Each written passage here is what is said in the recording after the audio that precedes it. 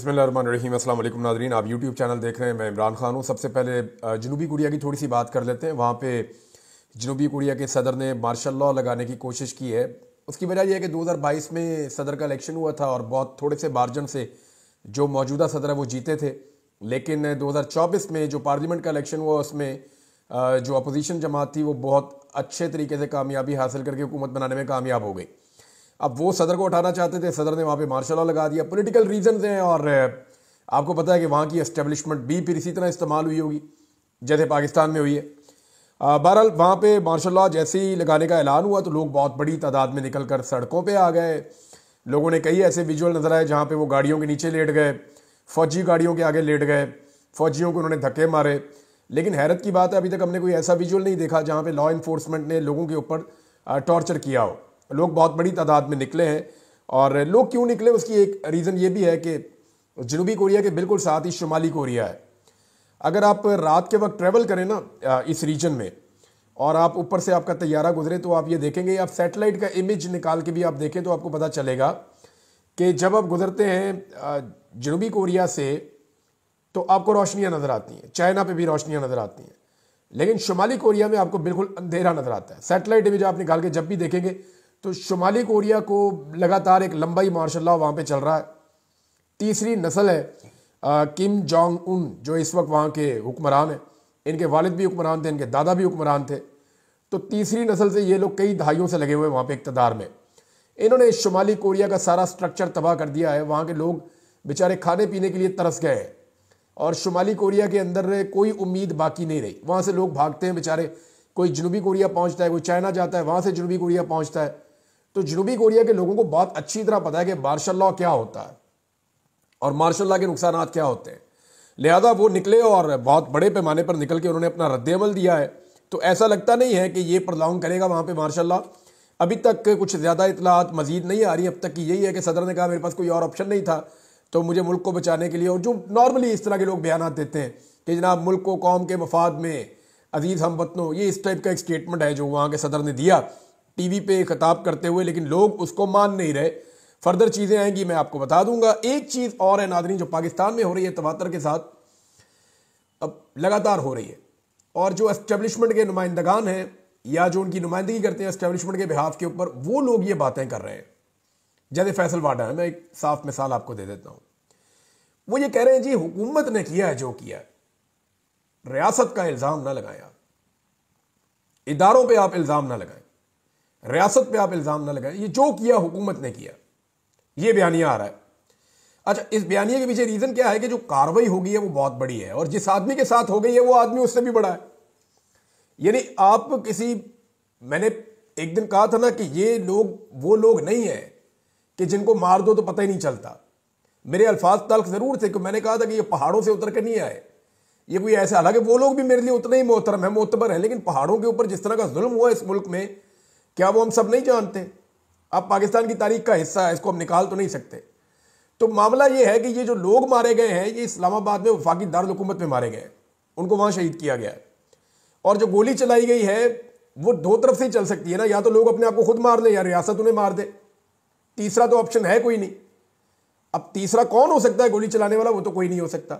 बहरहाल फैसल वाडा साहब लगातार ये कह रहे हैं कि जनाब ये रियासत ना करें, ये हुकूमत है, हुकूमत ने किया है, और रियासत की और पीटीआई की कोई लड़ाई नहीं है, जो लड़ाई है वो हुकूमत के साथ है। अब ये एक नई लाइन है जिसको देखते हुए मैं अंदाजा हो रहा है कि थोड़ा सा शायद एस्टेब्लिशमेंट भी अपने आप को बैकफुट पे लेकर जा रही है कि सारा कुछ करके देख लिया, फायदा कोई नहीं हुआ। अब इस कत्ले आम के बाद भी पाकिस्तान तहरीक इंसाफ की मकबूलियत में इजाफा हुआ, कमी नहीं हुई, इजाफा हुआ। इमरान खान साहब का नैरेटिव ज्यादा मजबूती के साथ लोगों के अंदर सरायत कर गया है इस कत्ले आम के बाद भी। अच्छा, एक चीज और जो बड़ी बारीक वारदात हो रही है वो मैं आपके सामने रख देता हूं। इमरान खान साहब के ट्विटर को डिस्क्रेडिट करने की कोशिश की जा रही है। देखें, इस वक्त इमरान खान की जो आवाज के अंदर एक मजबूती है, उसमें एक बड़ा रीजन एक तो उनका सोशल मीडिया है जो पूरी दुनिया के अंदर आवाज उठाता है उनके लिए। उनके ओवरसीज पाकिस्तानी है जो बाहर बैठकर दिलेरी के साथ बात कर सकते हैं। पाकिस्तान के अंदर जरा थोड़ा मुश्किल होता है बात करना, लोगों ने बाकी काम भी करने होते हैं। तो और तीसरा इमरान खान साहब की अपनी जो मकबूलियत है लोगों में, वो एक अलग चीज है। लेकिन इमरान खान साहब का अपना जो ट्विटर हैंडल है जिसके ऊपर 21 मिलियन सब्सक्राइबर्स हैं, ये पाकिस्तान में सबसे ज्यादा है। इमरान खान साहब का किसी से कोई मुकाबला नहीं है पाकिस्तान में फॉलोइंग के हवाले से। ट्विटर पे सबसे ज्यादा पाकिस्तानी इमरान खान साहब को फॉलो करते हैं, और ये कोई ऐसा नहीं है कि इमरान खान साहब के फॉलोअर्स जाली हैं, ये ऑर्गेनिक है। यानी अगर आप देखेंगे मरियम नवाज ट्वीट करें तो बहुत थोड़े से रीट्वीट होते हैं, बहुत थोड़े से। यानी मेरे फॉलोअर्स बहुत कम होंगे मरियम नवाज से, सिद्दीक जान के भी बहुत कम होंगे मरियम नवाज से, लेकिन अहमद फरहाद साहब हैं हमारे, उनके बहुत कम है मरियम नवाज से, लेकिन उनके ट्विटर की रीच मरियम नवाज से ज्यादा है। उसकी वजह यह है कि उनके जो है वो फॉलोअर ऑर्गेनिक है। मरियम नवाज के फॉलोअर ऑर्गेनिक नहीं है, उन्होंने 2 नंबर तरीके से किए। भारत इमरान खान साहब के 21 मिलियन फॉलोअर्स हैं ट्विटर के ऊपर, और ऑर्गेनिक फॉलोअर्स हैं, और बड़ा लंबे अरसे की उनकी हिस्ट्री है अकाउंट की, तो उसको डिस्क्रेडिट करने की कोशिश की जा रही है। फैसल वार्डन ने इसके ऊपर एक स्टेटमेंट दिया, और इमरान खान साहब के ट्विटर अकाउंट को डिस्क्रेडिट करने का मतलब क्या है, इसको जरा समझें आप। कि जो इंफॉर्मेशन वहां से आती है ना, लोग उसके ऊपर यकीन करते हैं और उसको फैलाते हैं हर तरफ। तो इसको डिस्क्रेडिट करने का मतलब यह है कि इमरान खान साहब की बात सिर्फ बाहर वही पहुंचे जो बात इमरान खान साहब को जो लोग मिलने के लिए जाते हैं उनके जरिए बाहर आए, और नॉर्मली जिनको इजाजत मिलती है मिलने के लिए उनको कॉम्प्रोमाइज भी करवाया जाता है। तो ट्विटर को जो है वो कोशिश की जा रही है कि डिस्क्रेडिट किया जाए और लोगों के दिलों में शक डाला जाए, पता नहीं ये बात इमरान खान ने की है या नहीं की। लोगों के दिलों में ये वहम पैदा किया जाए। यानी कल जब इमरान खान साहब का, एक दिन पहले की बात है, परसों इमरान खान साहब का जब एक ट्विटर के ऊपर ट्वीट आया तो मैंने उनकी पार्टी के लोगों से रब्ता किया।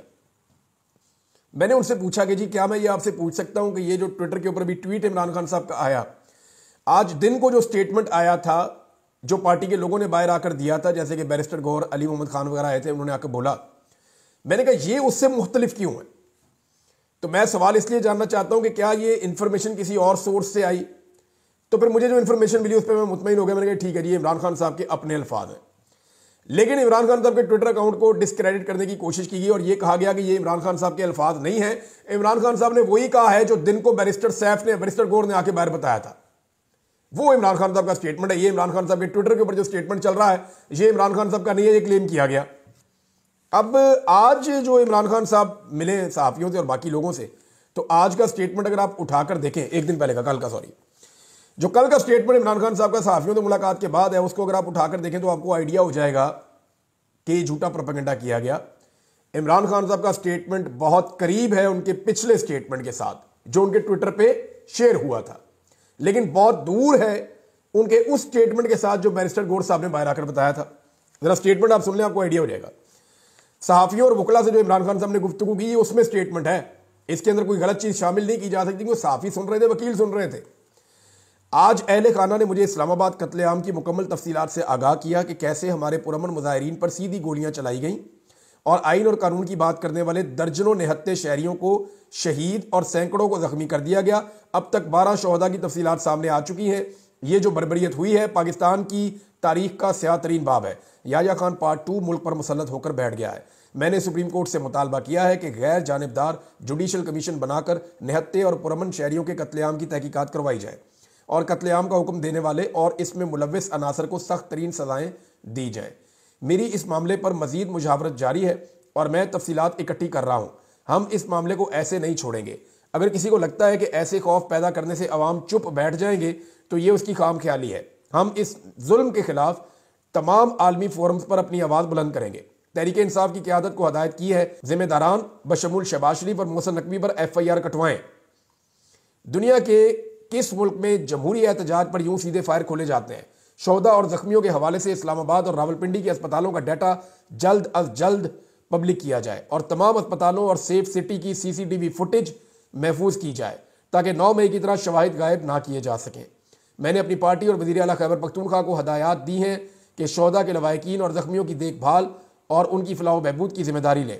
जो लोग लापता हैं उनकी बाजियाबी के लिए तमाम तवानाइयाँ खर्च करें और जो लोग गिरफ्तार हैं उनके केसेस की पैरवी करने वाले वकला की टीम्स की हौसला अफजाई करें। जहां तक ऑपरेशन की कामयाबी और नाकामी का सवाल है तो ऑपरेशन तो बंदूक के जोर पर कामयाब हो ही जाते हैं। लाल मस्जिद ऑपरेशन भी कामयाब था, याह्या खान ने भी ऑपरेशन कामयाब किया था, मगर इसके 1 माह बाद मुल्क 2 टुकड़े हो गया था। इस्लामाबाद में जो खून की होली खेली गई है इसका असर बहुत देर पा होगा।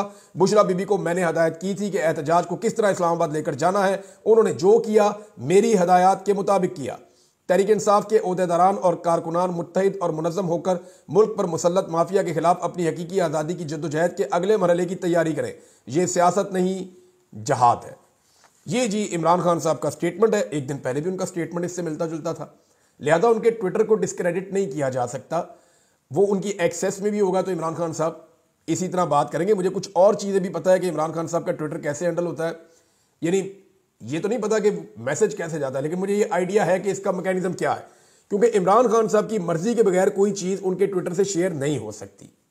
जब तक वो चाहेंगे वो चीज़ें शेयर हो जाएंगी, जो वो नहीं चाहेंगे वो चीज़ शेयर नहीं होगी। नॉर्मली यही रूटीन है। अगर कोई अचानक से कोई अजीबोगरीब चीज़ हो जाए तो मैं वो कह नहीं सकता, लेकिन फिलहाल तो प्रोसीजर यही है मेरी अंडरस्टैंडिंग के मुताबिक। अब एक चीज़ और नाज़रीन, इस्लामाबाद में बड़ी सख्त ज्यादती हो रही है, उस पर मैं बात करूंगा, लेकिन इमरान खान साहब ने अपने आखिरी कार्ड के बारे में बात की जो उन्होंने अपनी बहन को बताया। तो तब से लेकर अब तक पाकिस्तान में एक बहस चल रही है कि इमरान खान साहब का आखिरी कार्ड हो क्या सकता है। देखिए, 2-3 ऑप्शन है ना। एक तो इमरान खान साहब ने भूख हड़ताल की बात की थी और उन्होंने कहा था कि वो एक भूख हड़ताल पे जाएंगे। अगर इमरान खान साहब भूख हड़ताल पे जाते हैं तो फिर बेशुमार लोग भूख हड़ताल पे जाएंगे। पाकिस्तान नहीं बल्कि दुनिया भर के अंदर ये एक इवेंट बन जाएगा। तो अगर इमरान खान साहब भूख हड़ताल के ऊपर जाते हैं और कोई ऐसी चीज़ करते हैं तो ये एक कार्ड हो सकता है, लेकिन मेरे ख्याल में ये नहीं। एक और कार्ड है जिसका जिक्र इमरान खान साहब माजी में कर चुके हैं कि वो स्ट्रीट मूवमेंट चला सकते हैं, यानी गली मोहल्लों की सतह तक वो एहतजाज को ले जा सकते हैं। अब हर गली के अंदर तो पुलिस नहीं घुसेगी ना, हर गली के अंदर तो लॉ इन्फोर्समेंट के बंदे नहीं घुसेंगे।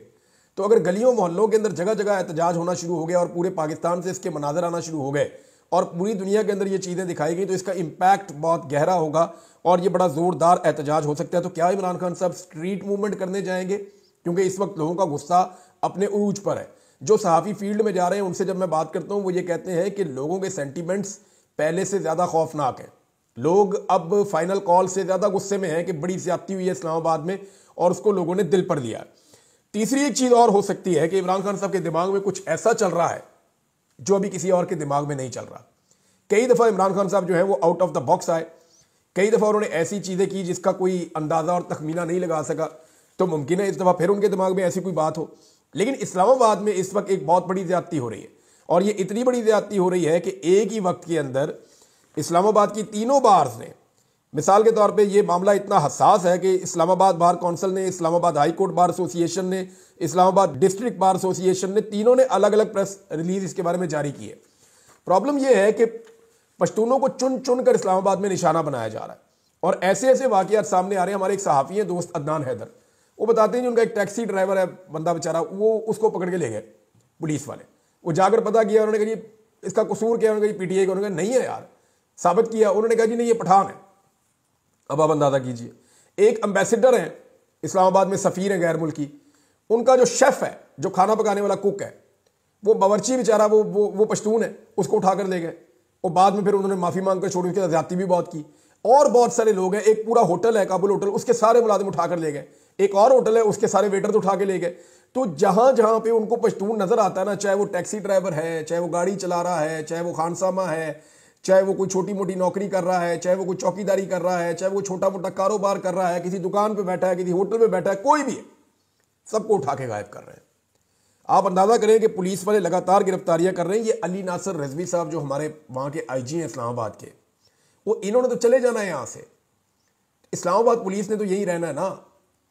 तो ये जो पश्तून भाइयों के साथ जो सलूक इस वक्त इस्लामाबाद में किया जा रहा है, क्या ये रियासत और ये निज़ाम उसका खुमियादा भुगतने के लिए तैयार है? अली नासर रिजवी साहब ने तो जो जराइम कर दिए हैं उनको इसकी सजा भुगतनी पड़ेगी एक दिन, आज नहीं तो कल उन्हें भुगतनी पड़ेगी। और उनके चेहरे पे नजर आ रहा है कि जितना खौफ उनको अब है। ये चीज़ें करने से पहले उनको सोचना चाहिए था। बार बार मैंने उनको मुखातिब करके अपने वीलॉग में कहा कि आप एक लिमिट को क्रॉस ना करें, लेकिन बदकिस्मती से उन्होंने किया और अब वो फंस गए। अब ये मामला आज नहीं तो कल तो किसी सिरे चढ़ेगा ना, और किसी ना किसी का गला इसमें फिट हो जाएगा। तो नॉर्मली जो होता है ना, वो बड़े बड़े लोग इसमें बच जाते होते हैं, इसी तरह के लोग फंस जाते हैं जिनकी नौकरियां और जिंदगियां खराब हो जाती है। बहरहाल छोटे छोटे कारोबारी लोग, घरेलू मुलाजमीन, इनको उठाया जा रहा है। जो गरीब पश्तून है उन्हें लगातार इस्लामाबाद में उम्र का लिहाज किए बगैर उन्हें तकलीफ दी जा रही है और इससे नफरत पैदा होगी। नून लीग जो है उसने तो अब पता है उसको कि उसने सिंध में तो इलेक्शन कभी जीतना नहीं है। अब नून लीग को यह भी पता है कि उन्होंने खैबर पख्तूनख्वा पे भी कभी इलेक्शन नहीं जीतना। जो कुछ नवाज शरीफ ने खैबर पख्तूनख्वा के बारे में कह छोड़ा है और जो उनके स्टेटमेंट रिकॉर्ड के ऊपर मौजूद है, अब इन्होंने खैबर पख्तूनख्वा से भी इलेक्शन फिलहाल नहीं जीतना और 10 साल तो ये इसके बारे में सोचे ही ना। तो उन्हें तो पता है कि उन्होंने खैबर पख्तूनख्वा में जाना ही नहीं है, लेकिन क्या बाकियों ने भी नहीं जाना? एएनपी ने इसके बारे में आवाज नहीं उठाई। फजल रहमान साहब की पार्टी को इस पर आवाज उठानी चाहिए। उनका खैबर पख्तूनख्वा में और जो बलूचिस्तान की पश्तून बेल्ट है वहां पे उनका बड़ा असर रसूख है, और उनसे सारे ये तवक्को करते हैं कि वो गरीब पश्तूनों के लिए आवाज उठाएंगे कि ज्यादती हो रही है उनके साथ इस्लामाबाद में। यही आवाज जमात इस्लामी को भी उठानी चाहिए, उनको वहां वोट मिलता है। एएनपी को उठानी चाहिए, बाकी जमातों को उठानी चाहिए, लेकिन बाकी जमातें इसके ऊपर आवाज नहीं उठा रही। अभी तक पाकिस्तान तहरीक इंसाफ ने आवाज उठाई है, वुकला ने आवाज उठाई है, मीडिया ने आवाज उठाई है, सोशल मीडिया ने आवाज उठाई है, और मैं उम्मीद करता हूं कि बाकी सारे लोग भी इस जुल्म, जबर और ज्यादती के खिलाफ आवाज उठाएंगे। पश्तून हमारे भाई हैं, उनका पूरा हक है वो पाकिस्तान में जहां दिल करे जाएं, जहां दिल करे वहां रहें, जहां दिल करे वहां कारोबार करें। ये सारा पाकिस्तान उनका है, वो भी पाकिस्तान के उतने ही मालिक हैं जितने बाकी सूबों में मौजूद लोग पाकिस्तान के मालिक हैं। एक और नाजरीन खबर है कि जो गिरफ्तार लोग हैं उनसे लगातार धड़ाधड़ बयानात रिकॉर्ड करवाए जा रहे हैं। यानी उनको थ्रेट किया जाता है मेरे ख्याल में, या उन्हें बाहर की इंफॉर्मेशन नहीं है, या उन्हें डराया जाता है, लोगों से मिलने नहीं दिया जा रहा, लोगों की मुलाकातें नहीं करवाई दी जा रही। जो नौजवान गिरफ्तार हैं खैबर पख्तूनख्वा से आने वाले, तो उनके बयानात रिकॉर्ड करवा के धड़ाधड़ पीटीवी के ऊपर चलवाए जा रहे हैं। और वो कोई कह रहा है जी मैं दहशतगर्द हूं, कोई कह रहा है जी मेरे पास बंदूकें थी, कोई कह रहा है मैंने बंदूकें देखी हैं, कोई कह रहा था जी मैं बंदूकें चला रहा था। तो हालांकि पूरी दुनिया से जो मीडिया आया हुआ था उन्होंने गवाही दी कि मुजाहिरीन निहत्थे थे, इनके पास कोई हथियार नहीं था। और पुलिस की हिरासत में इस किस्म के बयानात की कोई कानूनी अहमियत नहीं होती, कोई कानूनी हैसियत नहीं होती, जब तक कि कोई मजिस्ट्रेट के सामने जाकर अपनी मर्जी से बयान ना दे, जैसे कि इसहाक डार साहब ने दिया था बयान।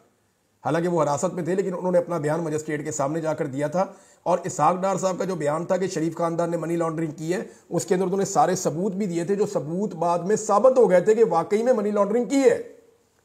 लेकिन यहां पे तो सारी गवाहियां मौजूद हैं, पाकिस्तान का लोकल मीडिया मौजूद है, जितने इंडिपेंडेंट जर्नलिस्ट फील्ड में मौजूद थे, या जो आलमी सहाफ़ी पाकिस्तान में आलमी इदारों से मुंसलिक सहाफ़ी आए हुए थे, उन सब ने बताया कि जनाब मुजाहिरीन निहत्थे थे, उनके पास हथियार नहीं थे, उनके ऊपर गोली चली है, उन्होंने गोली नहीं चलाई। तो गोली क्यों चलाई, इस सवाल के जवाब में अब जो लोग गिरफ्तार हैं उनको प्रेशराइज करके उनसे स्टेटमेंट लिए जा रहे हैं। लेकिन दूसरी जानिब पाकिस्तान तहरीक इंसाफ का आप कारनामा देखें, मैं हैरान हो जाता हूं। पाकिस्तान तहरीक इंसाफ के पास इस वक्त लगभग 100 से ज्यादा जख्मी लोग हैं जिन्हें गोलियां लगी हैं। ये मैं नहीं कह रहा, ये इंडिपेंडेंट उर्दू की रिपोर्ट कह रही है, ये अस्पतालों से आने वाला रिकॉर्ड कह रहा है, और ये पाकिस्तान तहरीक इंसाफ का अपना क्लेम है कि उनके सैकड़ों लोगों को गोलियां लगी है। सैकड़ों को नहीं लगी तो कम से कम 100 से ज्यादा ऐसे लोग हैं जिनको बुलेट इंजरी आई है। एक अस्पताल का जो पहला इनिशियल रिकॉर्ड आया था उसी में 30 के करीब लोगों को गोली लगी हुई थी, और दूसरे अस्पताल का अलग है रिकॉर्ड, और बहुत सारे लोग ऐसे हैं जो मरहम पट्टी करके वापस निकल गए थे। अब पाकिस्तान तहरीक इंसाफ की यह जिम्मेदारी होनी चाहिए कि वो अपने जख्मी लोगों से बयानात रिकॉर्ड करवाएं और हुकूमत के बयानात को काउंटर करने के लिए सोशल मीडिया पे और मीडिया पे डालें। वो भी बताएं जनाब ये हमारा जख्मी है, ये जख्मी है, ये जख्मी है, ये जख्मी है, ये जख्मी है, इनके नाम सुने और इनसे पूछें इनको गोली कहां लगी और कैसे लगी। वो भी अपने जख्म दिखाएं और बताएं। तो जो नैरेटिव बनाया जा रहा है ना इस वक्त पाकिस्तान तहरीक इंसाफ के खिलाफ, तहरीक इंसाफ को आइडिया ही नहीं है कि ये कितना खौफनाक है और आने वाले दिनों में इनके साथ क्या किया जाएगा। तो इसी वक्त इस नैरेटिव को काउंटर करना है, और जब तक क़यादत संजीदा होकर इसके ऊपर बैठ के फैसला नहीं करेगी तब तक ये मामला आगे नहीं बढ़ेगा। मैं पहले भी ये अर्ज कर चुका हूं कि जो शहीद हो चुके हैं उनके घर वालों के इंटरव्यूज करें ताकि वो रिकॉर्ड के ऊपर रहें। कल को सूरत बदल भी सकती है। नंबर 1 उनके इंटरव्यूज करें, उनको रिकॉर्ड के ऊपर रखें। नंबर 2 जितने लोग जख्मी हुए हैं उन तमाम लोगों के इंटरव्यू तसल्ली से रिकॉर्ड करें, आधे आधे घंटे के, तसल्ली से उनको सारा कुछ बताने दें, और उनके जो पीसी है वो निकाल के सोशल मीडिया पर डालें ताकि रिकॉर्ड रहे कि इन लोगों को गोली लगी है और गोली धरने के अंदर लगी है। लेकिन अभी तक तो फिलहाल इसके अंदर कोई डेवलपमेंट नहीं हो रही। हत्ता कि जो मेरी पास आखिरी इतलात हैं उसमें सीसीटीवी फुटेज को इमरान खान साहब अब 2 मरतबा ये कह चुके हैं उसको महफूज करने के हवाले से कोई एक्टिविटी पाकिस्तान तहरीक इंसाफ ने नहीं की, और ना ही अभी तक मोहसिन नकवी और दीगर के ऊपर एफआईआर के हवाले से कोई कार्रवाई हुई है। हाँ, एक कमेटी बनी है मेरी इतला के मुताबिक। लतीफ़ खोसा साहब बड़े ज़बरदस्त लॉयर हैं ये फौजदारी मुकदमात के, यानी उनकी बाकी सारी चीज़ों की आप काबिलियत एक तरफ रख दें, फौजदारी मुकदमात में लतीफ़ खोसा जो है वो आप ये समझ लें कि वो एक कानून की पूरी किताब है और उनको बहुत समझ है फौजदारी मुकदमात की। तो अगर उनको आगे किया है तो वो अपनी टीम के साथ मिलकर इसके ऊपर एक अच्छी हिकमत अमली बना सकते हैं, लेकिन ये काम इनको अब तक कर देना चाहिए था और जल्दी करना चाहिए था। एक नौजवान जिसे गोली लगी और वो बेचारा वीडियो बना रहा था, उस वक्त उसको गोली लगी थी, अता तारड़ ने उसके खिलाफ वीडियो कर दी। अब उस नौजवान ने दोबारा वीडियो बना के अता तारड़ की पूरी प्रेस कॉन्फ्रेंस का पोस्टमार्टम ही कर दिया। आप अंदाजा करें इमरान खान साहब ने कैसा शऊर दिया पाकिस्तान तहरीक इंसाफ के नौजवानों को कि एक आम नौजवान जिसे कल तक कोई जानता भी नहीं था उसने वफाकी वजीर की पूरी प्रेस कॉन्फ्रेंस का अकेले ने बैठ के एक मोबाइल के साथ पोस्टमार्टम कर दिया। वीडियो देख के मैं हैरान हो गया, एक एक जुमले का उसने जवाब दिया और साबित कर दिया झूठा। अब तक के लिए इतना ही, अपना ख्याल रखिएगा, अपने इस चैनल का भी। अल्लाह हाफ़िज़।